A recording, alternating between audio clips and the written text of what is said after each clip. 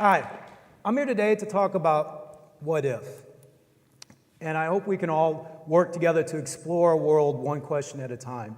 The first what if question I'd like to bring up, though, is we've already heard a lot, right? What if we had magic carpets? What if we all drank 1 million cups of coffee? I don't know how that would turn out. But I'd like to ask a different what if. What if these are the greatest talks Missouri has ever heard? I would like to give a huge thanks to the organizers, to the presenters, but I'd also like to thank all of you for coming out here today, because ideas worth spreading only spread if there's a community to spread them. So thank you for that. I'd like to go on to a different question, though, and it's not a what if question. How many of you believe in this guy? Silent, of course not, right? We're too old, of course. Who would want to believe in Santa Claus? But what if you were to live as if Santa Claus were real? What if you lived in a way that there was somebody keeping track if you were naughty or nice, even when you weren't paying attention? What if the number one thing you were known for was giving gifts to people and expecting nothing in return? How would that change your life? How would that change your community? How would that change the world if we all did that? Let me ask you another question. How many of you do believe, but of course, I don't need to ask, right? You don't believe in this guy. But how many of you believe in the sock monster? Yeah? That crazy creature that steals the stinkiest garments we own, somewhere between our socks and the hamper, the washer, and the dryer in our drawers. And you wake up and it's time to go to work and where are my socks? Of course, it's this guy, right? Even as adults, we choose to believe in this. And a little embarrassing story, it wasn't so long that I believed in the sock monster. I don't know how many times I woke my wife up in the middle of the morning screaming and swearing and shouting out because I couldn't find 2 socks that matched. And it got so bad I would even be late to work because of the sock monster. But then one day it occurred to me, what if my socks didn't have to match? What if I could just reach in the drawer and put on whatever 2 things came out of it? What if I started showing up to work on time? And this single question changed my life. It exposed the power and the potential of what if, because it didn't just stop at socks. I started wondering, well, what if there are other things in my life that are holding me back or causing frustrations or becoming overly complicated because of something that really doesn't matter or something that doesn't really exist? So I started to ask, what if? And one of the first questions I had about what if was, well, how does this go with the way we normally solve problems? And I thought, well, what if my wife had just told me in the traditional way that we go about solving problems and said, why don't you just wear 2 different socks? And this is the way I would imagine that conversation would have gone. Well, that's crazy. And that quickly turns into, no, wait, you're crazy. And then, well, you're crazy, it's a crazy idea, why don't you just mind your own business?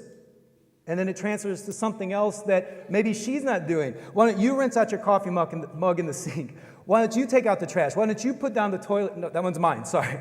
But you can see how we quickly spiral out of control, going from what the problem is to internalizing or personalizing. It becomes about you and then me. And we can have an entire conversation, if that's what you want to call it, but we're getting farther and farther away, not just from the problem, but any chance at a solution. Versus asking, what if? What if my socks didn't have to match? Well, now I'm using my creativity. Now I'm using my imagination. Now I'm saying, well, people would probably laugh at me. And then I imagine what would it look like people laughing at me at work. And I realize, wait a second, I sit at a desk and wear long pants, so who's going to notice? And then, what if nobody laughed at me? What if I could just pull 2 socks out? What if there were no sock monster? And this became so energizing. I started to wonder, well, could what if extend beyond socks? What if businesses engage their employees through what if? Address customers asking what if? What if governments, instead of saying, here's an issue, vote yes or no, actually listen to stories, saw pictures created by their citizens of what they would like their society to look like? But as an educator, I quickly turned to education. What if this could transform the way we educate? It made me think of this. Anybody know what this is? No. It's one of the most important documents in all of Western civilization, the Magna Carta. Do you know how I know that? I had a teacher that told me one time, this document is so important, there's going to be a test on Friday. So, what the smart students in class did As they studied and they studied and they studied, they showed up to class on Friday, they regurgitated all the information they had on the Magna Carta, they passed the test, and they never thought of this again. The rest of us, we studied and studied and studied, took the test on Friday, failed the test, and this has been haunting us ever since. And I thought, what if a teacher were to go in and say, we'll get to it, but first of all, what if you were king for a day? What if you're a queen for a week? What if that same teacher pulled the student up and said, you are the king of the classroom? How long do you think it would be, and how many royal decrees would it take before the rest of the class drafted their own Magna Carta? Or school administrators came to that same teacher and said, you will not teach the French Revolution next week. So we wonder about what else does this do? What does this do for you individually? Well, we think of what if as a serendipity collider. Serendipity is such a great thing. It's only made up of two ingredients, a whole lot of awesome and the unexpected. And what if, when you start approaching your world through what if, you get a whole lot of unexpected. The solutions come not when you're expecting them. They're coming from different places, different people. They're the solutions that you didn't even expect. That sounds scary maybe, but it's exciting, it's invigorating, it keeps pushing us forward.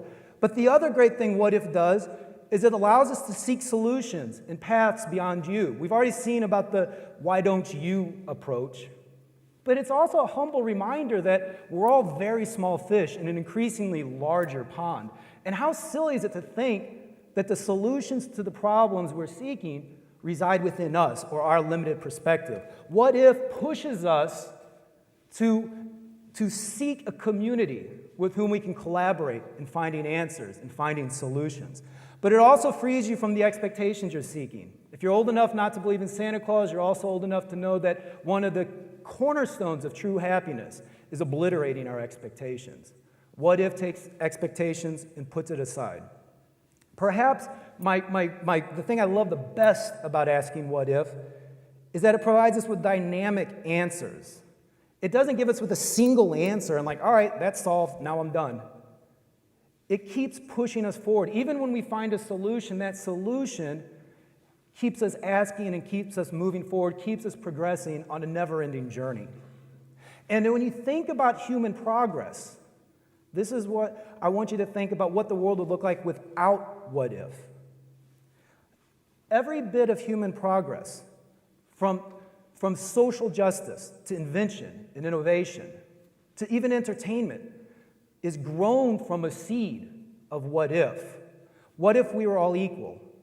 What if we all were treated equally?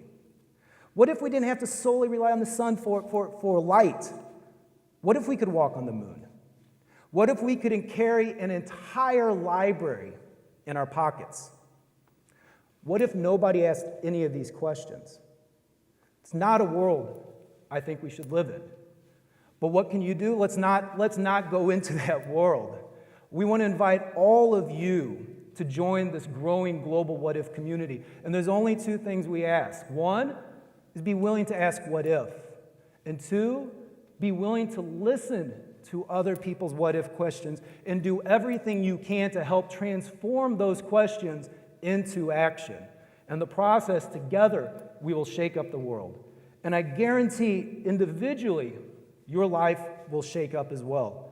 You will transform from an existence of I want, I need, to an existence of I wonder, oh.